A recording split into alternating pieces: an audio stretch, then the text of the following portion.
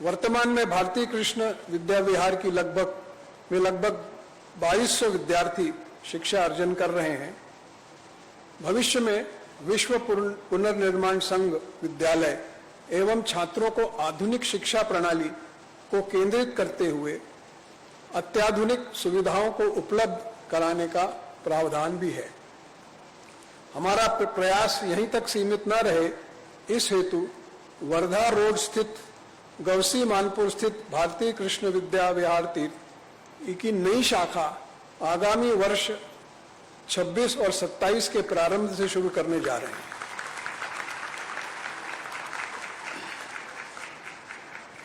भविष्य में जगत गुरु परिसर में ध्यान मंदिर के नवीन निर्माणकरण का भी योजना बनाई गई है। विद्यालय की आधारभूत संरचना का विस्तारीकरण, वर्तमान इमारत में सुधार एवं नवीन निर्माण की प्रक्रिया पर कार्य प्रारंभ हो चुका है। आज इस पुस्तक विमोचन समारोह में आप सब यहाँ पधारे, उसके लिए मैं फिर से एक बार आपको धन्यवाद देता हूँ तथा मेरे शब्द यहाँ विश्राम देता हूँ। धन्यवाद।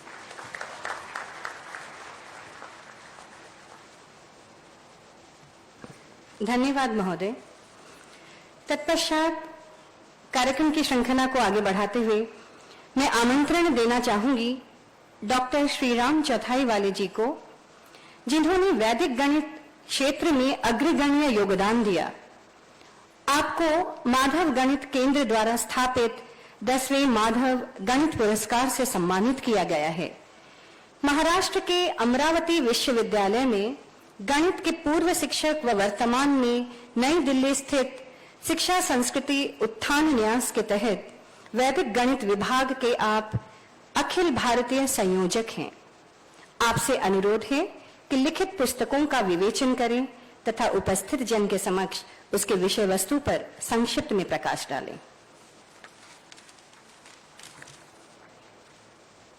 मंचावर उपस्थित परम पूजनीय सरसंघचालक जी, माननीय मुख्यमंत्री जी, अन्य सर्व विश्वस्त आणि या कार्यक्रमाकरता उपस्थित असलेले बंधू भगिनींनो, आज आमच्या आयुष्यात एक अमृत योग आहे। भारतीय कृष्ण तीर्थांच्या सलग 8 चातुर्मास इतक्या प्रदीर्घ वास्तव्याने पुनीत झालेल्या या भूमीमध्ये आपण सर्व एकत्र आलो आहोत आणि तेही त्यांनीच प्रणित केलेल्या वैदिक गणिताच्या पुस्तकाच्या अनुलेखनाच्या प्रकाशन समारंभासाठी। भारतीय कृष्ण तीर्थांनी 16 सूत्र लिहिले, 13 उपसूत्रांची रचना केली। त्या प्रत्येक उपसूत्रावर एक पुस्तक लिहिलं। अशी 16 पुस्तकं त्यांनी स्वतः लेखन केलं होतं, पण काही कारणांनी ती पुस्तकं हरवली, आगीच्या भक्षस्थानी पडली, चोरी गेली वगैरे। ती त्यांच्या जिवंत असताना त्यांच्या लक्षात आलं की हे काही आता आपल्याला परत मिळत नाही आहे। पण जे काही त्यांनी त्या 16 पुस्तकांमध्ये लिहिलं होतं ते संपूर्णपणे नष्ट होऊ नये म्हणून त्या काळातील त्या संस्थेचे विश्वस्त आणि तत्कालीन अर्थमंत्री चिंतामणीराव देशमुख आणि राष्ट्रीय स्वयंसेवक संघाचे द्वितीय सरसंघचालक परमपूजनीय श्री गुरुजी या दोघांनी त्यांना आग्रहपूर्वक विनंतीपूर्वक असं निवेदन केलं की आपण पुन्हा एकदा हे सगळं लेखन करावं। त्या अनुरोधाचा परिणाम म्हणून स्वामीजींनी पुन्हा एक छोटं पुस्तक लिहिलं जे आज बाजारामध्ये मिळतं, वैदिक मॅथमॅटिक्स या नावाने। आणि त्या पुस्तकाच्या आधारानेच 2009 पासून शिक्षा संस्कृती उत्थान न्यास आपल्या आयामामध्ये वैदिक गणित हा एक आयाम प्रारंभ केला आहे। 2012 साली नागपुरात त्यांच्याच वैदिक गणिताच्या आधाराने एक सर्टिफिकेट कोर्स आणि डिप्लोमा कोर्स सुरू झाला अमरावती विद्यापीठ कालिदास संस्कृत विद्यापीठाशी अनुबंध करून।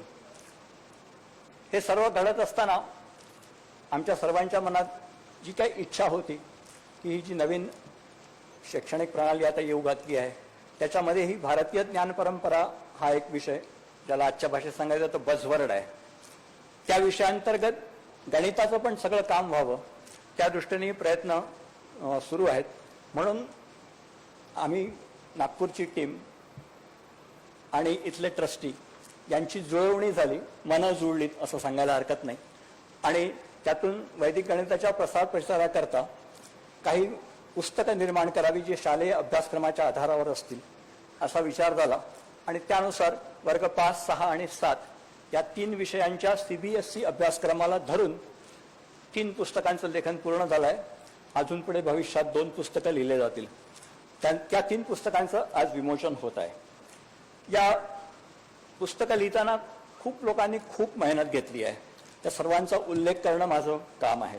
या लेखक समूह समितीमध्ये कालिंदी नहाटे, मेधा गणोरकर, संजीवनी दामले, प्रतीक्षा मुजुमदार, भावना घुगे, जयश्री राहुलकर, हर्षा सिंगमनेरकर, छाया चौधरी, अनिता समुद्रे, डॉक्टर संजय देशपांडे. यासोबतच लेखन आणि सर्व पुस्तकांचं नीट एडिटिंग व्हावं म्हणून एक एडिटोरियल बोर्ड तयार केला गेला. त्याच्यामध्ये डॉक्टर सतीश मोहगावकर, श्री रमेश भोंसुले, श्री सुनील पाटणकर आणि मी स्वतः होतो.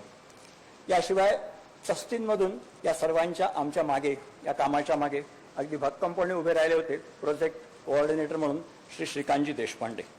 पण या सगळ्यांचं नाव घेत असताना एक नाव मला विसरून चालणार नाही, ते म्हणजे डॉक्टर अनंत व्यवहारे, बच्चूजी व्यवहारे म्हणून आपण त्यांना ओळखतो. त्यांच्याच प्रेरणेने नागपूरमध्ये पहिल्यांदा असा वैदिक गणिताचा कोर्स सुरू झाला. त्याच्याही आधी खूप नागपूर नगरीचं काय भाग्य आहे आणि वैदिक गणिताचा काय संबंध आहे मला माहीत नाही, पण भारती कृष्ण तीर्थांची वैदिक गणितावरची पहिली व्याख्यानमाला नागपूर विद्यापीठाच्या सभागृहात 1951 साली झाली होती. त्याच्यानंतर मग ते अन्य ठिकाणी खूप वेळा वैदिक गणितावर बोलले, पण पहिलं व्याख्यानमाला नागपूर विद्यापीठाच्या सभागृहात झाली होती. याशिवाय एक 4थं पुस्तक आज इथे प्रकाशित होत आहे. त्याचं नाव आहे वैदिक गणित सूत्र अरिथमॅटिक. स्वामीजींचं जे मूळ पुस्तक आहे ते त्या स्वामीजींच्या स्तराने लिहिलं गेलं आहे आणि त्यांच्या निधनानंतर ते प्रकाशित झालं आहे 1965 साली. त्यामुळे ते काहीसं दुर्बोध आहे. अनेक ठिकाणी खूप कॉम्प्लेक्स वाटतं वाचायला, म्हणजे कोणाला सांगावं सुद्धा अनेकदा वाटत नाही की हे रेफर कर, कारण ते खूप कठीण आहे समजायला. म्हणून खूप दिवसाची आमची अशी इच्छा होती की त्या मूळ पुस्तकाची काहीतरी सरलीकरण करून, सिम्प्लिफिकेशन करून एक कॉमेंट्री तयार व्हावी. त्या कॉमेंट्रीचं लेखांनी पूर्ण झालं आणि त्याचंही प्रकाशन आज इथे होत आहे. त्या पुस्तकातील 40 प्रकरणांपैकी अंकगणितावरच्या 15 प्रकरणावरची ही कॉमेंट्री आहे. आणि जी काही स्वामीजींची सूत्राधारित गणितीय संकल्पना ते मांडायचे, त्याच्यात एक थोडीशी ॲड करून ते सूत्रांच्या मागे गणितीय संकल्पना कोणत्या आहेत, म्हणजे हाऊ सूत्रावर सगळेजण शिकवतो आम्ही, पण व्हाय सूत्रावर या शब्दाचं उत्तर गणितज्ञाला माहीतच असायला पाहिजे, हा विचार करून त्या पुस्तकामध्ये अनेक प्रूफ्स, ज्याला उपपत्ती म्हणा, सिद्धता म्हणा, असे इन्क्लूड केलेले आहेत. अजून 2 नावं घेतल्याशिवाय हे निवेदन पूर्ण होणार नाही. एक नाव आहे आजचे पुरी पीठाधीश्वर जगद्गुरू शंकराचार्य निश्चलानंदजी महाराज. ते पण भारती कृष्ण तीर्थांसारखेच एक वैदिक गणिताचे मूर्धन्य विद्वान आहेत. 29 मूळ सूत्रांमध्ये त्यांनी भर घालून आता ही सूत्रसंख्या आता 40 पर्यंत वाढवली आहे. पण केवळ सूत्राधारित गणित असा विचार न करता त्यांनी एकूणच भारतीय गणित परंपरेचा आणि भारतीय गणिताचा वैचारिक, सिद्धांतिक, तात्विक आणि दार्शनिक अशा 4ही अंगांनी ते भारतीय गणिताचं प्रतिपादन करतात, तत्वज्ञान म्हणून प्रतिपादन करतात. हा गणिताच्या भारतीय इतिहासातला पहिला प्रयोग आहे. पाश्चात्य देशांमध्ये फिलॉसॉफी ऑफ मॅथमॅटिक्स खूप प्रसिद्ध आहे, पण भारतीय दृष्टी काय असावी, काय असते, याचा विचार ते शंकराचार्य करतात. आमचं सर्वांचं भाग्य असं आहे की आम्ही त्यांना विनंती केली की आम्ही असा प्रोजेक्ट हातात घेतलाय आणि भारती कृष्ण तीर्थ विद्यालयाच्या तर्फेच हा प्रकाशित होणार आहे. तेव्हा या 3 पुस्तकांकरता त्यांनी स्वतः एक अत्यंत सारगर्भित अशी प्रस्तावना आम्हाला लिहून दिली आहे. ती प्रस्तावना पण या पुस्तकामध्ये समाविष्ट केली आहे. याच्याशिवाय चंद्रतनय दादा म्हणून एक रामदासी संत आहेत, त्यांची प्रस्तावना या कॉमेंट्रीला लाभली आहे. ते संत स्वतः पुणे विद्यापीठाचे M.Tech स्थापत्यशास्त्रामध्ये आहेत, पण संन्यास घेतला, 12 वर्ष हिमालयात तपश्चर्या केली आणि आता रामदासी संत म्हणून सर्वत्र प्रचलित आहेत. त्यांची पण प्रस्तावना या पुस्तकामध्ये आहे. या सर्व पार्श्वभूमीवर मी पहिला जो शब्द उच्चारला होता की आज आमच्यासाठी हा एक अमृत योग आहे, ते मी का म्हटले आपल्या लक्षात येईल. मी आपल्या सर्वांतर्फे परमपूज्य सरसंघचालकांचं आणि देवेंद्रजींना कृतज्ञता व्यक्त करतो आणि माझं निवेदन संपवतो. धन्यवाद.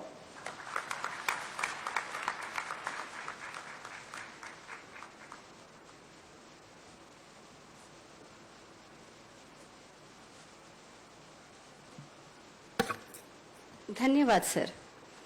श्री भारती कृष्ण तीर्थ जी महाराज द्वारा स्थापित श्री विश्व पुनर्निर्माण संघ तथा शिक्षा संस्कृति उत्थान न्यास नागपुर के संयुक्त तत्वाधान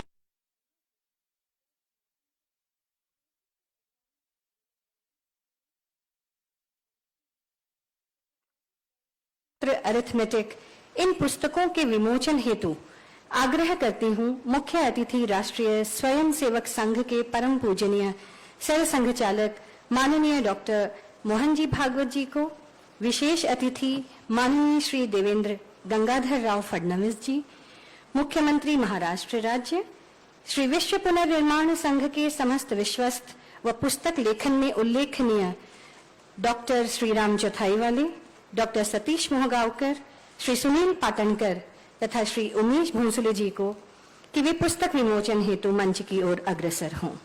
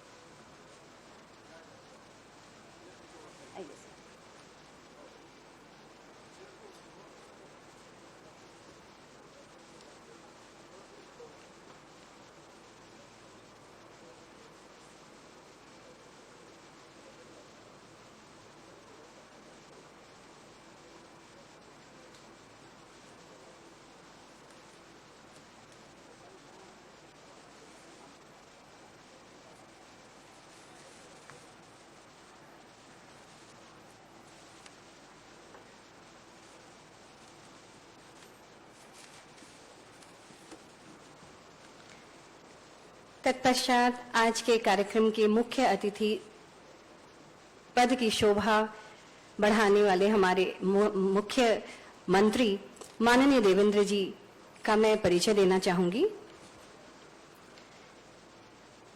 माननीय देवेंद्र सरिता गंगाधर राव फडणवीस एक सक्रिय भारतीय राजनेता तथा वर्तमान में महाराष्ट्र राज्य के मुख्यमंत्री हैं. आपका जन्म 22 जुलाई 1970 को महाराष्ट्र के नागपुर जिले में हुआ. आप महाराष्ट्र विधानसभा में नागपुर के दक्षिण पश्चिम से विधायक हैं तथा पूर्व में नागपुर नगर निगम के मेयर भी रह चुके हैं. 2014 से 2019 तक महाराष्ट्र के 18वें मुख्यमंत्री के रूप में आपने कार्य किया और 44 वर्ष की कम उम्र में राज्य के दूसरे सबसे कम आयु वाले मुख्यमंत्री बने. आपने नागपुर में सरस्वती विद्यालय से शिक्षा ग्रहण की. 5 साल की एकीकृत कानून की डिग्री के लिए गवर्नमेंट लॉ कॉलेज से 1992 में स्नातक की उपाधि प्राप्त की. इसके अलावा आपने बिजनेस मैनेजमेंट की भी शिक्षा अर्जित कर डीएससी बर्लिन से प्रोजेक्ट मैनेजमेंट के तरीकों और तकनीकों में डिप्लोमा किया. आप अपने कॉलेज के दिनों में अखिल भारतीय विद्यार्थी परिषद के सक्रिय सदस्य थे जो भाजपा से संबद्ध है. आपने नागपुर के रामनगर वार्ड से अपना पहला नगर पालिका चुनाव जीता. वर्ष 1997 में आप नागपुर नगर निगम के सबसे युवा महापौर बने और भारत के दूसरे युवा महापौर थे. वर्ष 1999 से आप महाराष्ट्र राज्य की विधानसभा में नागपुर का प्रतिनिधित्व करते हैं. 2003 में आपको उत्कृष्ट वक्ता का राष्ट्रीय पुरस्कार प्राप्त हुआ. Rotary club most challenging youth award, Nagpur Vidyapeeth द्वारा बीके बोस अवार्ड, 2002 और 2003 में सर्वश्रेष्ठ संसदीय पुरस्कार, प्रकाश जोशी जी के स्मरण में राजयोगी नेता पुरस्कार, राज्य व राष्ट्रीय स्तर पर अनेक पुरस्कारों से आपको सम्मानित किया गया है। हमारा यह सौभाग्य रहा कि आप विश्व पुनर्निर्माण संघ के विश्वस्त पद पर भी आसीन रहे। ऐसे विलक्षण विभूति को जगत गुरु परिसर में पाकर हम धन्य हुए। अब मेरा आपसे सविनय निवेदन है कि आप हम सबको संबोधित व मार्गदर्शित करें।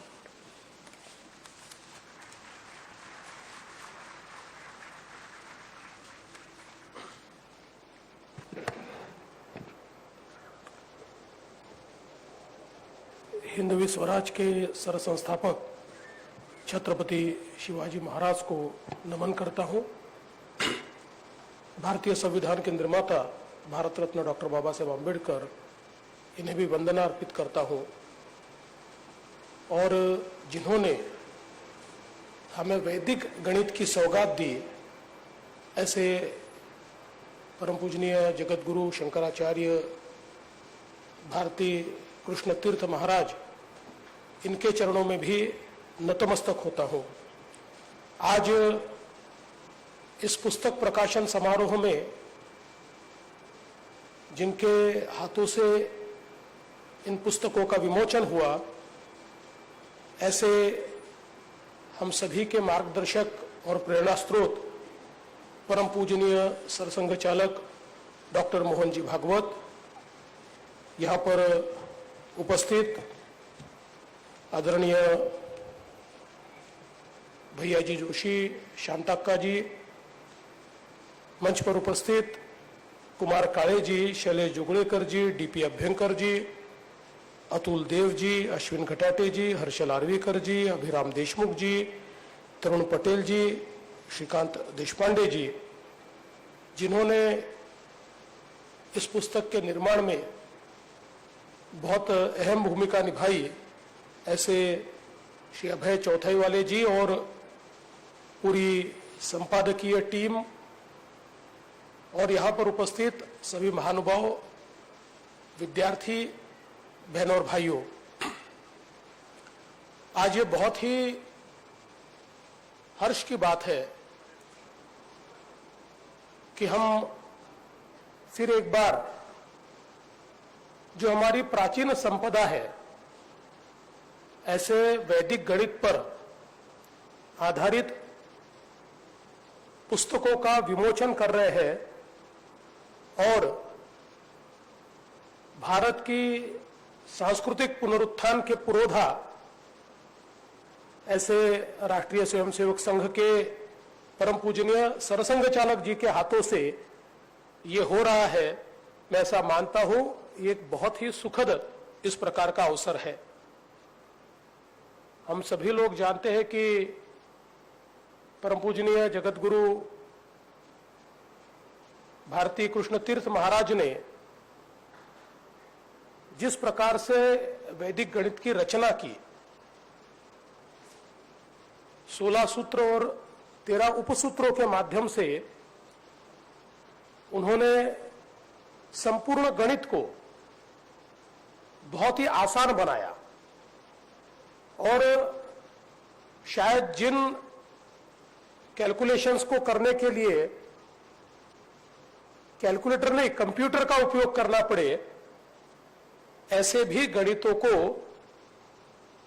चंद मिनटों में व्यक्ति सुलझा पाए, इस प्रकार की व्यवस्था को खड़ा करने का काम उन्होंने किया। हम सभी जानते हैं कि उनका व्यक्तित्व बहुत ही असाधारण इस प्रकार का व्यक्तित्व था।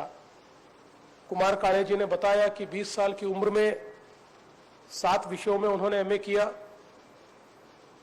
और अपने पूरे जीवन में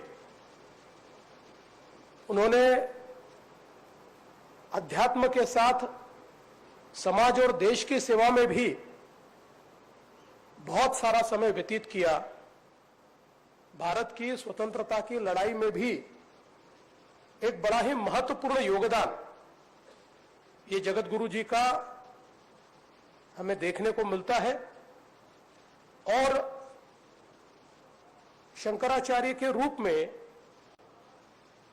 जो उन्होंने अद्भुत इस प्रकार से कार्य किया है वो भी अपने आप में बहुत अनूठा है।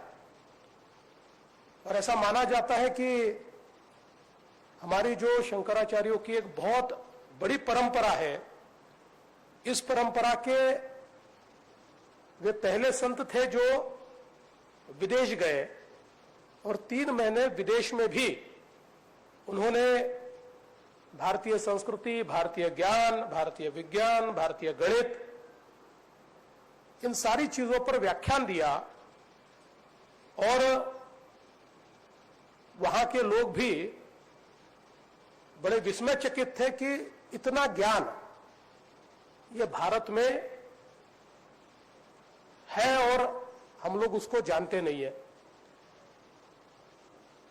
वेदों का अभ्यास करते हुए उसमें से, वेदों की रुचाओं से गणित को हमारे सामने एक प्रकार से लाना, ये भी मैं ऐसा मानता हूं कि अपने आप में एक बहुत बड़ा ज्ञान का छिपा हुआ खजाना ये उन्होंने ढूंढ कर निकाला। और इसकी रचना करने के बाद इसका प्रचार प्रसार भी हुआ। लेकिन अभी अभी चौथाई वाले जी ने जैसे हमको कहा कि शायद हमारी संस्कृति में हम में एक ही कमी रही कि हमने अपने ज्ञान को जिस प्रकार से मुद्रित स्वरूप में संभाल कर रखना चाहिए था, हम नहीं संभाल पाए। पूर्व में भी आक्रमणकारियों के कारण और बाद में भी शायद कुछ अनास्था रही होगी कि जिसके कारण हम लोग उसको नहीं संभाल पाए। किंतु ये ज्ञान फिर एक बार इन पुस्तकों के माध्यम से हमारे बीच आ रहा है और मुझे विश्वास है कि आने वाली हमारी सारी पीढ़ियों तक इसको ले जाने का काम अब जो शुरू हुआ है, विशेष रूप से सीबीएसई में 5वीं, 6वीं और 7वीं के विद्यार्थियों के काम आए, इस प्रकार से टेक्स्ट बुक के स्वरूप में इसको प्रकाशित किया गया है। मैं शैलेश जी को कह रहा था कि हमारे बचपन में वैदिक गणित हम सीख लेते तो गणित से इतना डर नहीं लगता, लेकिन उस समय व्यवस्था नहीं थी या हमें पता नहीं था कि हम सीख सकते हैं, तो बड़ा गणित से डर लगता था। मैंने तो 10वीं की परीक्षा में गणित में पास होने के बाद 11वीं में विज्ञान में प्रवेश तो लिया, लेकिन पहला काम यह किया कि गणित की जगह क्या दिया जा सकता है, यह सोचकर इकोनॉमिक्स ले लिया। लेकिन मैं ऐसा मानता हूं कि हमारी प्राचीन संस्कृति में गणित का एक बहुत ही विकसित स्वरूप हमको देखने को मिलता है। जिस प्रकार से दुनिया की जो पुरानी सभ्यताएं हैं, जिनको प्राचीनतम दुनिया की सभ्यताएं कहा जाता है, जो समाप्त हो गई, उससे पहले भी हमारी संस्कृति और हमारी सभ्यता का अस्तित्व दिखता है और वो पूर्ण विकसित स्वरूप में दिखता है, जिसमें जिस प्रकार के खगोलीय तथ्यों को हम लोगों ने उस समय ढूंढ कर निकाला या हमारे उस समय के ऋषियों ने, संतों ने ढूंढ कर निकाला, मैं ऐसा मानता हूं कि एक बहुत ही एडवांस्ड इस प्रकार का गणित अगर नहीं हो तो इसको खोजना बिल्कुल संभव ही नहीं है, असंभव इस प्रकार की बात है। और हर प्रकार के शास्त्र जो हमारे पुराने सारे सभ्यता में, हमारी संस्कृति में विकसित स्वरूप में दिखते हैं, इन सारे शास्त्रों की नींव ये गणित से रखी हुई दिखाई पड़ती है।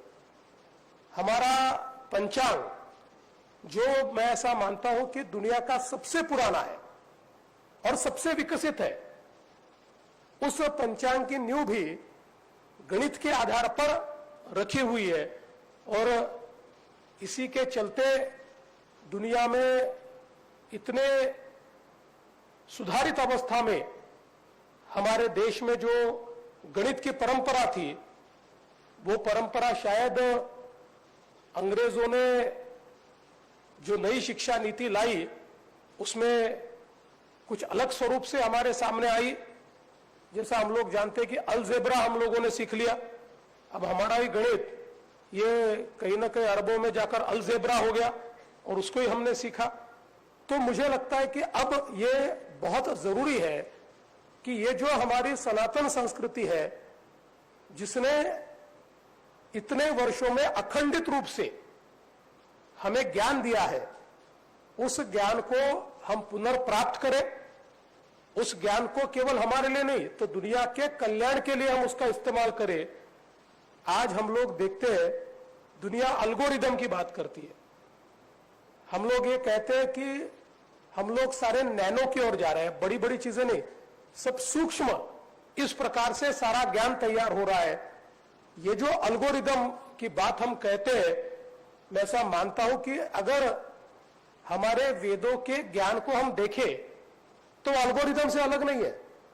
वो उसी प्रकार की वैश्विक अल्गोरिदम के आधार पर तैयार किया हुआ ज्ञान है। और मुझे ऐसा लगता है कि जो हमारे विद्वान हैं, आज वो लोग इसको सामने लाने की कोशिश कर रहे हैं।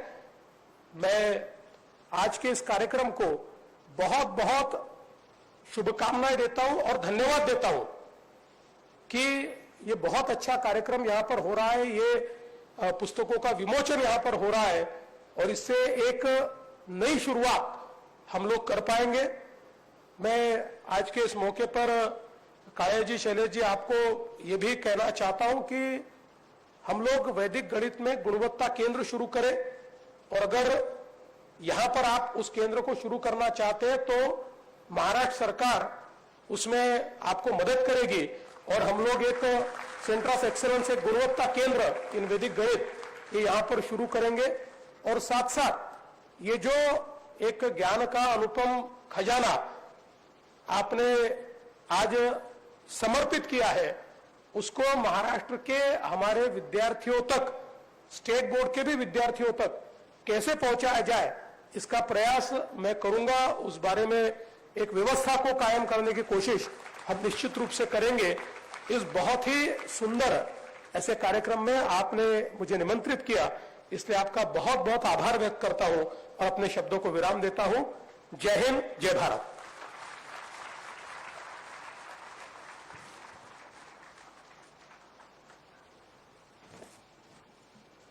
धन्यवाद महोदय।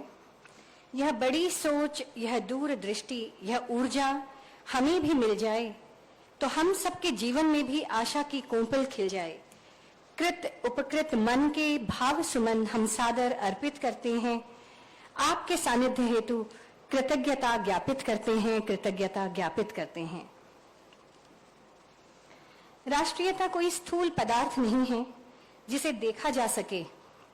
यह तो आत्मिक और मनोवैज्ञानिक भावना है जिसको अनुभूत किया जाता है।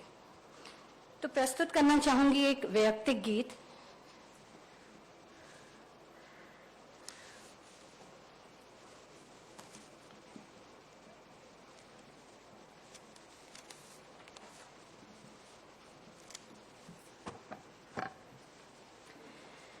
राष्ट्र भक्ति ले हृदय में हो खड़ा यदि देश सारा। राष्ट्र भक्ति ले हृदय में हो खड़ा यदि देश सारा। संकटों पर मात कर यह राष्ट्र विजयी हो हमारा। राष्ट्र विजयी हो हमारा। राष्ट्र भक्ति ले हृदय में हो खड़ा यह देश सारा। संकटों पर मात कर यह राष्ट्र विजयी हो हमारा। राष्ट्र विजयी हो हमारा। क्या कभी किसने सुना है सूर्य छिपता निर्भय से। क्या कभी सरिता रुकी है बांध से बन पर्वतों से। जो न रुकती मार्ग चलते चीर कर सब संकटों को वरण करती कीर्ति उनको छोड़ कर सब असुर दल को ध्येय मंदिर के पथिक को कंटकों का ही सहारा संकटों पर मात कर यह राष्ट्र विजयी हो हमारा, राष्ट्र विजयी हो हमारा।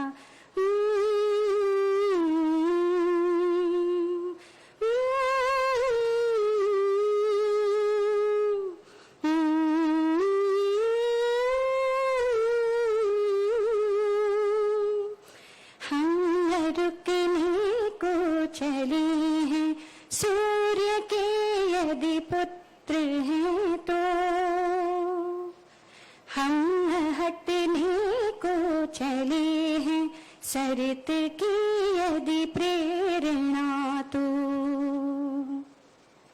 चरण अंगद ने रखा है आओ से कोई हटाए दहकता से कोई बुझाए मृत्यु की पी कर सुधा हम चल पड़ेंगे ले दुधारा संकटों पर मात कर यह राष्ट्र विजयी हो हमारा, राष्ट्र विजयी हो हमारा।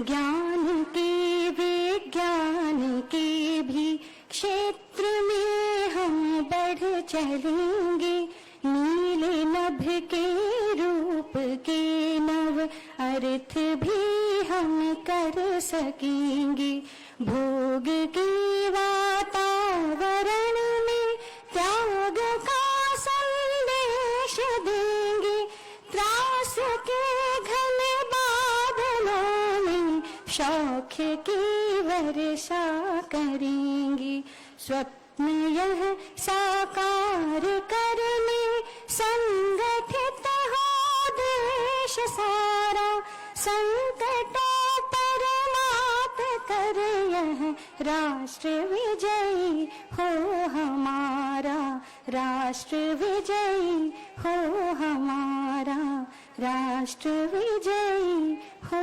हमारा।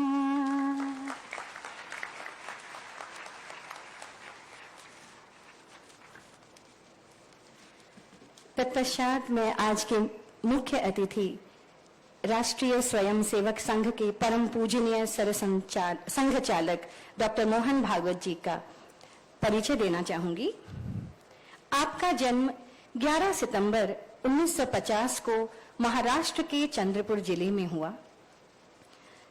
शालेय शिक्षा पूर्ण करने के बाद आपने नागपुर में पशु वैद्यकीय विषय में स्नातकोत्तर की उपाधि प्राप्त की। 1 वर्ष सरकारी नौकरी भी की। वहीं 1974 में संघ के प्रचारक बने। 1975 के आपातकाल में भूमिगत रहकर संघर्ष किया। अकोला नगर से प्रारंभ कर उत्तर पूर्व क्षेत्र जिसमें बिहार व झारखंड इन क्षेत्रों में प्रचारक की जिम्मेदारी आपने निभाई। आपने अखिल भारतीय शारीरिक प्रमुख एवं अखिल भारतीय प्रचारक प्रमुख की जिम्मेदारी भी निभाई। सन 2000 में आपने सरकार्यवाह चुने गए। 2000 से 2006 तक सरकारवाह का दायित्व आपने वहन किया। 21 मार्च 2006 में परम पूजनीय सरसंघ चालक का गुरुभार आप पर सौंपा गया। खेलों में, संगीत में एवं विविध विषयों की पुस्तकें पढ़ने में आपकी रुचि है। संघ के घोष विभाग के आप अच्छे जानकार भी हैं। संघ के कार्यार्थ संपूर्ण भारत भ्रमण के साथ इंग्लैंड, अमेरिका, अफ्रीका और अन्य कई देशों में आप भ्रमण कर चुके हैं। सन 2017 में राज्य संचालित पशु और मत्स्य विज्ञान विश्वविद्यालय ने आपको डॉक्टर ऑफ साइंस की उपाधि से सुशोभित किया। आपका संपूर्ण परिवार संघ परिवार है। आपका सानिध्य हमारे लिए परम सौभाग्य का द्योतक है। इस हेतु हम आपके प्रति कृतज्ञता व्यक्त करते हैं।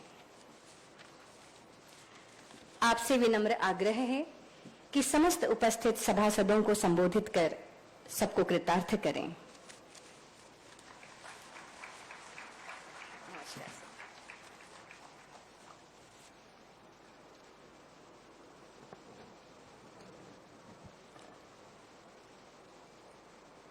आदरणीय मुख्यमंत्री जी श्रीमान देवेंद्र फडणवीस जी, मंच पर उपस्थित विश्व पुनर्निर्माण संघ के सभी आदरणीय पदाधिकारीगण, उपस्थित नागरिक सज्जन, माता भगिनी, छात्र छात्रा बंधु भगिनी, परिचय में एक थोड़ी गलती रह गई। मैं 2009 तक सरकारी हुआ था और 9 के बाद सरसंघ चालक बना। अब हिंदी में जब 9 लिखते हैं तो मराठी के 6 में एक, तो देखने में कुछ गड़बड़ हो गई होगी, तो आंकड़ों में एक रेखा छूट गई तो 6 का 9, 9 का 6 हो जाता है। गणित का महत्व क्या है?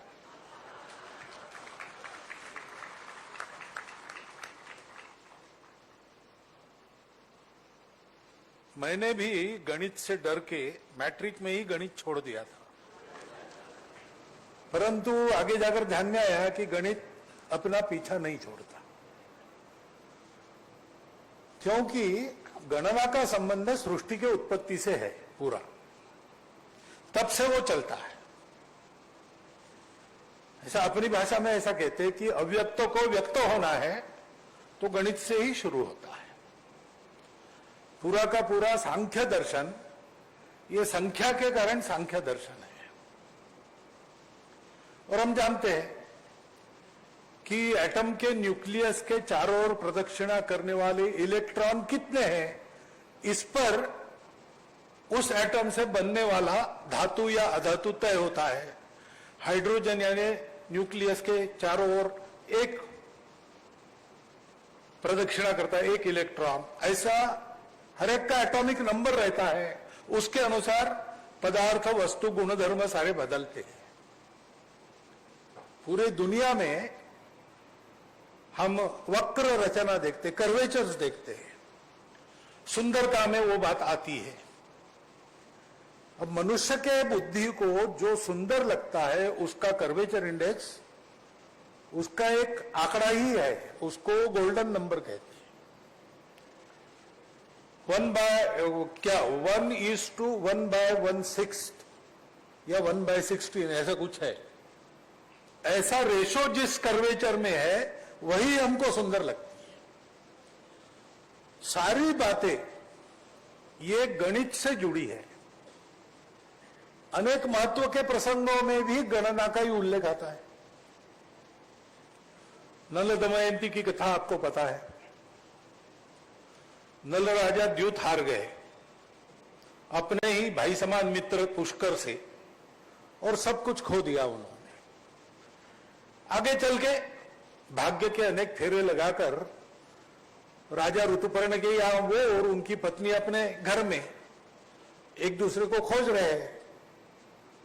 तो नल राजा को खोजने के लिए दमयंती ने एक युक्ति की।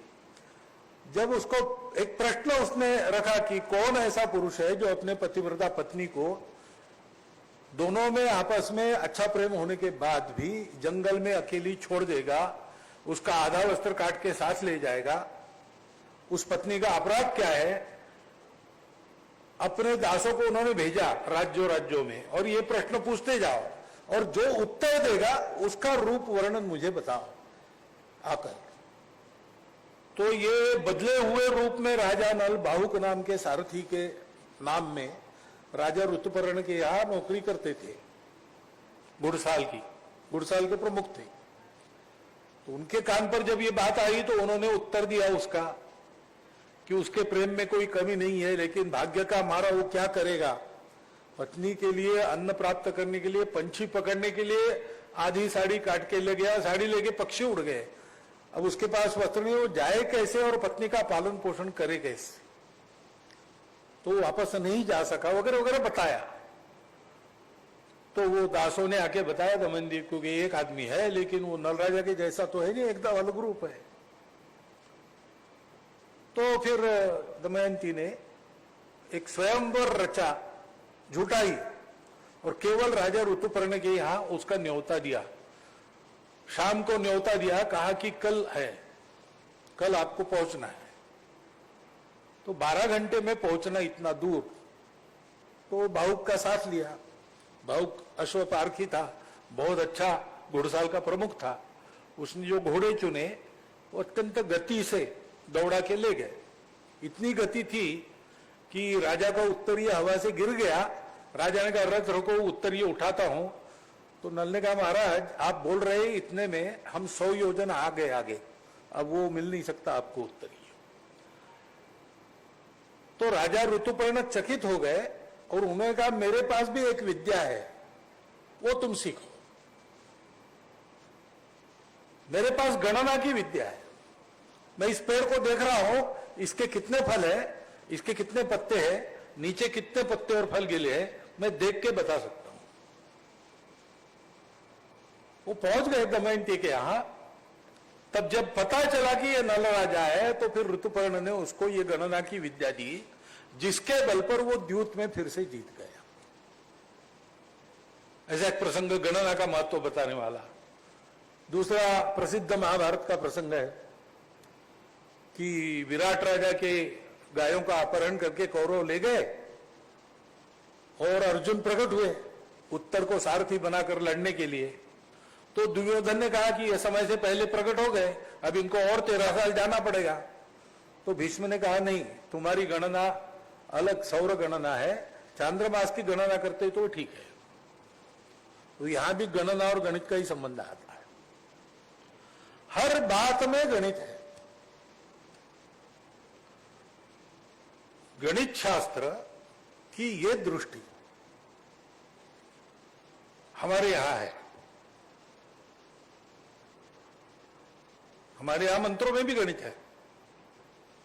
रुद्र कई बार होता है, हम सुनते भी है उसको मंत्र। उसमें एक चमक है, ये भी चाहिए वो भी चाहिए, भूतिम चमे विभूतिम चमे, ऐसा चलते हैं मंत्र। तो चमक में समसंख्या आती है, एकम चमे, द्विंच में, चतुरश्च में, षष्ठंश में, ऐसे समसंख्या के मंत्र है। वो समख्य संख्या के मंत्र में सूत्र है समसंख्याओं के वर्ग और वर्गमूल का। और विषम संख्या जहां आती है वहां घन और घनमूल का सूत्र है। उस पर विद्याभारती के शंतनु जी सेंडे की पुस्तक है। ऐसा गणित सर्वव्याप्त है, क्योंकि गणित ये केवल आंकड़ों का शास्त्र नहीं है। केवल आंकड़ों का शास्त्र मान के चलते तो गणित का दुरुपयोग भी होता है। बहुत वर्ष पहले इंडिया टुडे में एक उपरोध आया था, सटायर। भ्रष्टाचार पर रहा होगा, पता नहीं काय पर, याद भी नहीं। तो एक राजनीतिक नेता ने स्टेटमेंट दिया 2 और 2 5। तो पत्रकार पहुंच गए, प्रधानमंत्री जी के पास पहुंचे, उनको पूछा 2 और 2 कितने। तो प्रधानमंत्री जी ने हमेशा के अनुसार अपनी आंखें शून्य में लगाकर, उस समय के प्रधानमंत्री पता नहीं क्या वर्णन करते पत्रकार, अपनी आंखें शून्य में लगाकर बहुत देर मौन रहे और उसके बाद कहा कि हाँ ठीक है, ये समस्या है, इसका उत्तर हम जरूर ढूंढेंगे, हम इसके लिए तैयार हैं। तो उत्तर नहीं मिला, इसलिए फिर विरोधी पक्ष नेता के पास गए, उसको पूछा 2 और 2 कितने। तो उसने कहा देखो आया प्रश्न, हम कह रहे थे पहले से, ये प्रश्न है, दुनिया के सामने भी है, और इसका उत्तर नहीं है उनके पास, इसका उत्तर केवल हमारे पास है। भारतीय संस्कृति के आधार पर विचार किए बिना दूसरा चारा नहीं। वो करना ही पड़ेगा, नहीं तो इसका उत्तर कभी नहीं मिलेगा। यहां भी उत्तर नहीं मिला, इसलिए और किसी नेता के पास गए, उसको पूछा 2 और 2 कितने, तो उसने कहा बताता हूं लेकिन 50% मेरा। अब ये ठीक है, वो तो एक दूसरी बात पर सटायर है, लेकिन वास्तव में 2 और 2 5 करने का उद्योग करते हैं ना लोग, क्योंकि किसी भी शास्त्र का, किसी भी बात का उपयोग करना है तो मनुष्य की जो दृष्टि है वो परिणाम करती है। ये कई बार मैंने इस सुभाषित का उच्चारण सार्वजनिक भाषणों में किया है, आपको पता है, विद्या विवादाय धनम मदाय शक्ति परेशान परपीडनाय खलस्य साधोर विपरीतमेतत् ज्ञानाय दानाय च रक्षणाय। तो शास्त्र का उपयोग दुष्ट लोग गुणों का, विद्या का उपयोग विवाद के लिए करते हैं, धन का उपयोग करके मदमस्त हो जाते हैं, मदमस्ती में उसका उपयोग करते हैं, और शक्ति का उपयोग दुर्बलों को दबाने के लिए करते हैं। साधु पुरुष इससे उल्टा करते हैं, ज्ञानाय दानाय च रक्षणाय, ऐसा करते हैं। हम जब कहते हैं वैदिक गणित या भारतीय गणित, तो भारतीय गणित का विचार सारा विश्व कल्याण की दृष्टि से हुआ है। अनेक योग आज एकत्रित हुए हैं ना, तो इस वैदिक गणित की पुस्तक माला का विमोचन करने वाला विश्व पुनर्निर्माण संघ है, और ये वैदिक गणित, इसके उद्गाता भारत के एक हिंदू आचार्य पूज्य शंकराचार्य जी है,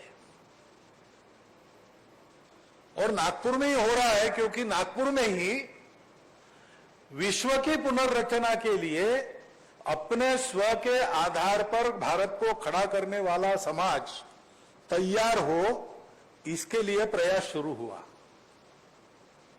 ये सारी बातें यहां एकत्र क्यों है, इसके पीछे एक दृष्टि है, अपने गणित के पीछे भी एक दृष्टि है। हमारे यहां पहले से जीवन में गणना का उपयोग तो शुरू हुआ, क्योंकि जब मानव स्थिर हो गया तो फिर खेती करना शुरू हो गया। अब खेती करना है तो गणना चाहिए। आप जब तक गिनते नहीं है, आप जब तक समझते नहीं है तारों की गति, नक्षत्रों की गति, किस नक्षत्र पर कैसा पानी आएगा, प्रकृति के जीव कैसा उस समय व्यवहार करते हैं, तब तक आप अपने खेती का नियोजन नहीं कर सकते। और इसलिए गणना शुरू हुई, अपनी काल गणना उसी में से आई है। विश्व भर में भारतीय काल गणना की सब पद्धतियां, सौरमान हो, चांद्रमान हो, इन सब के पीछे सृष्टि की समृद्धि, कृषि, वानिकी, इनका संबंध है। इनके फलने फूलने के शास्त्र को आधारभूत वो गणित है।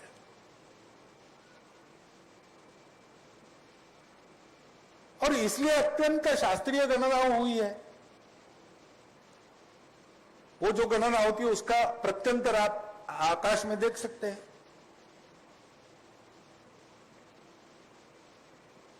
इसके पीछे दृष्टि है सृष्टि के फलने फूलने की, सृष्टि के धारणा द्रुत होने, धर्म की दृष्टि, ऐसे ही सब बातों में है। और इसलिए हमने जो शास्त्र उत्पन्न किए वो केवल विद्वानों के ग्रंथों में नहीं रहे, उस शास्त्र के अनुसार आचरण हमने अपने घर के अंतिम व्यक्ति, अपने देश के अंतिम व्यक्ति तक पहुंचाया, और उनके द्वारा विश्व को देने का भी प्रयास किया। छोटी छोटी बातें, जैसे अब ये कृषि की ही बात है, और बिहार में मैं था तो बिहार में किसान ऐसे ही बताते थे, आतन देवे आदरा जातन देवे हस्त, का करीबे वही पाहुना, का करीबे गृहस्थ।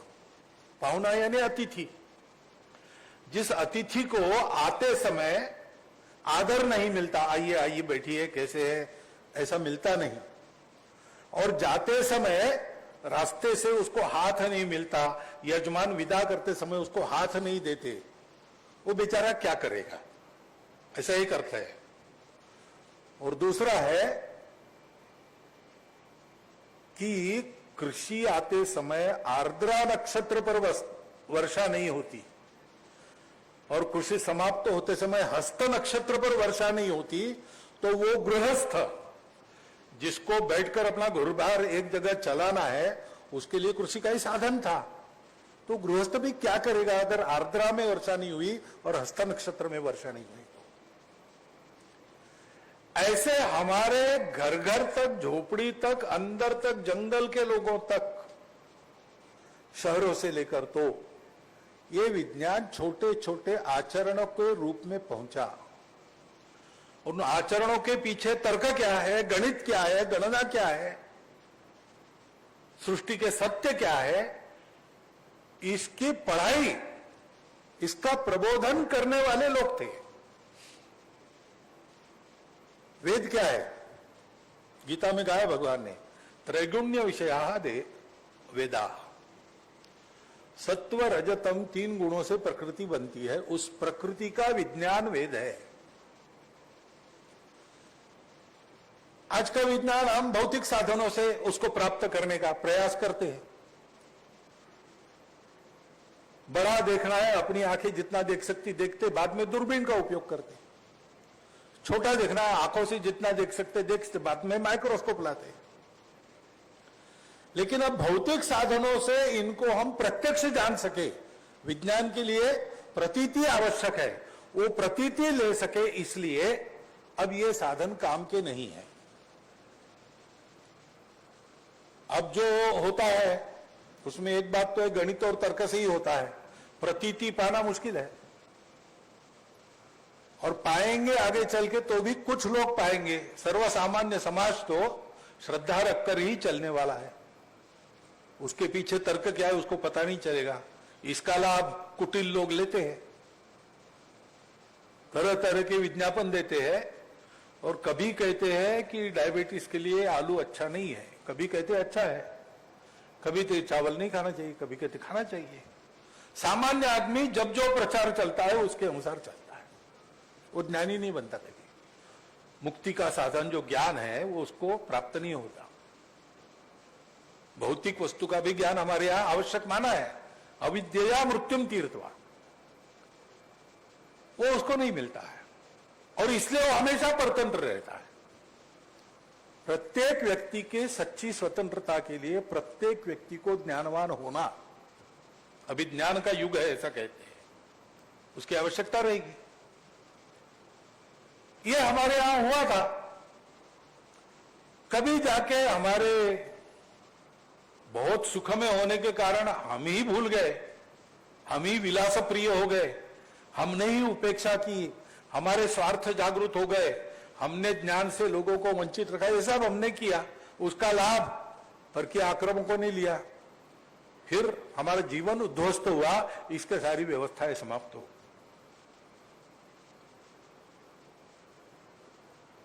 अब जो नया विज्ञान आया उसमें भौतिक सृष्टि का तो विचार है, लेकिन आध्यात्मिक विचार उसमें नहीं है। और अविद्या मृत्युम तीर्थवा ये अपेक्षा है, लेकिन उसके आगे है विद्यामृतम अश्नुते।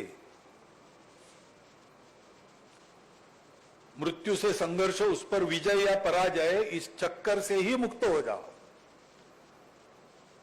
तो शाश्वत रूप से सुखी हो जाओगे। कभी फीका न पड़ने वाला शाश्वत सुख प्राप्त करना है तो अध्यात्म अनिवार्य है। वो सत्य ज्ञान है, शाश्वत रहने वाले वस्तु का ज्ञान है, जिस शाश्वत से अशाश्वत उत्पन्न होता है, जो अपने निष्पंदिता को स्पंदन में परिवर्तित करके गणित का आधार लेके सृष्टि बनता है, वही बनना यही उपाय है। और वो अगर होना है तो अध्यात्म आधारित जीवन पद्धति चाहिए, उसकी शिक्षा उधर नहीं है। तो हम देखते हैं तो विकास तो हो रहा है, ज्ञान तो बढ़ रहा है मनुष्य का, भौतिक ज्ञान, साधन संपन्नता सब बन रही है, लेकिन जितने मात्रा में बढ़ रहे उतने मात्रा में मनुष्य का संतोष, मनुष्य का समाधान वो कम हो रहा है और मनुष्य की निर्भरता बढ़ रही है। मनुष्य को अपने सिवाय बाकी लोग असंदर्भित हो रहे हैं। सृष्टि की चिंता करना कि नहीं, अड़ोस पड़ोस की चिंता करना कि नहीं, मैं ही हूं, मुझे ही सुखी होना है, बाकी सब मेरे उपयोगी है तब तक ठीक है, नहीं है तो उनका क्या होता है, मुझे चिंता करने की आवश्यकता नहीं। इस प्रकार के एक जीवन की ओर हम जो जा रहे हैं, वहां से वापस लाना है तो क्या करना पड़ेगा?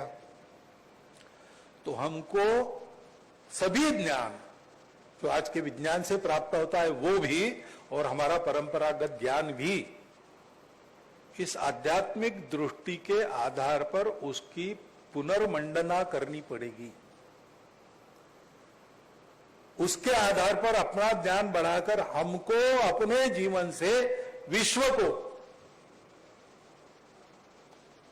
एक नए जीवन का वरदान फिर से देना पड़ेगा। वो हमारा कर्तव्य है भारत के नाते। और इसलिए अपने यहां जो शास्त्र विकसित हुए वो कैसे थे, क्या थे, इसके लिए जो भी प्रयास किया जाता है वो केवल भारतीय ज्ञान पद्धति, इंडियन नॉलेज सिस्टम के संदर्भ में महत्व का नहीं है, तो विश्व के पुनर्निर्माण के संदर्भ में भी उसकी बड़ी ही उपयुक्तता है।